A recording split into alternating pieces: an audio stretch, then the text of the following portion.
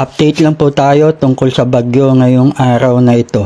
Ayon sa Pag-asa, nakataas ngayon ang Tropical Cyclone Wind, signal number 2 at 1 sa maraming lugar sa Luzon dahil sa bagyong Enteng.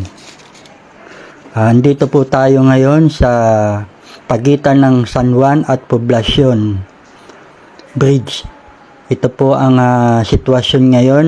Bigla ang laki po ng tubig ngayon na nanggagaling pa sa iba't ibang lugar at sa mismong dam ng Bulo sa bayan ng San Miguel, Bulacan.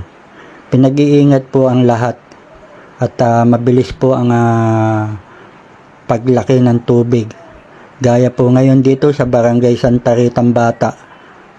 Yung iba po ay nasa bakuran na ng bahay at malapit po sa tabing sapa at malapit na pong umahon sa mismong tulay ng sa pagitan ng San Juan at Santa Rita Bata. Kaya pinag-iingat po ang lahat.